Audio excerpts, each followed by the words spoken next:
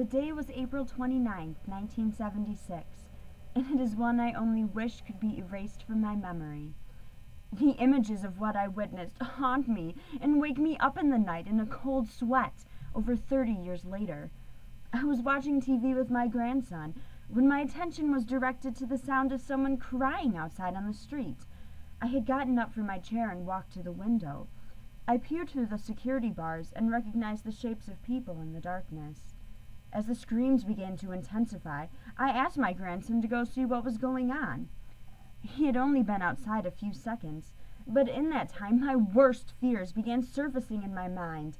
Anguish and panic flooded throughout every vein inside of me. When he returned, he said the words, "Abuela, creo que es Pedro en la calle." Then the screams suddenly ceased, and my world crumbled. My name is Rita Gonzalez, and I have not seen my son since that night.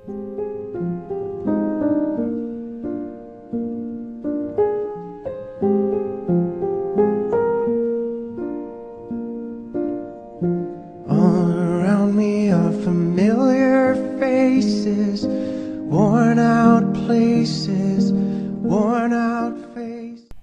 This nightmare that has become my life first began on September 11th, 1973, when General Augusto Pinochet took the country of Chile by force and ruthlessly murdered our leader Salvador Allende.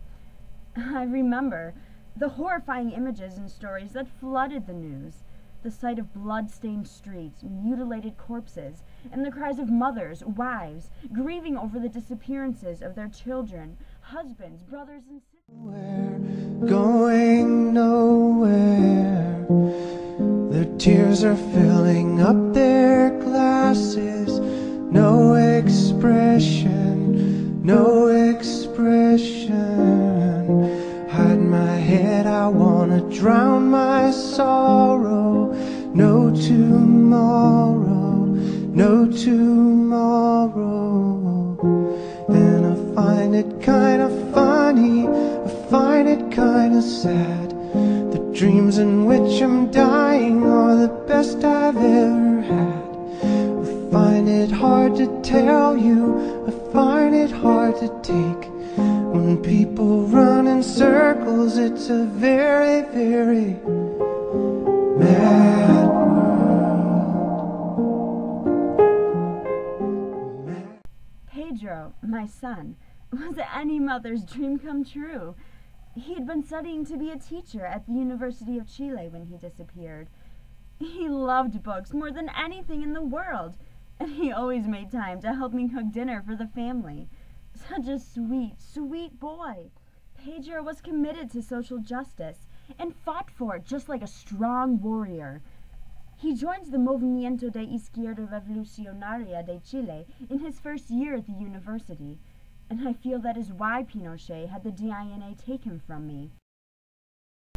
As much as it pains me as a mother to say this, I hope that his death came soon after his capture.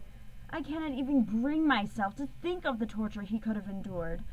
But sometimes I cannot help but hear his screams in my dreams and the sound of the electricity in the air from the electroshock machine.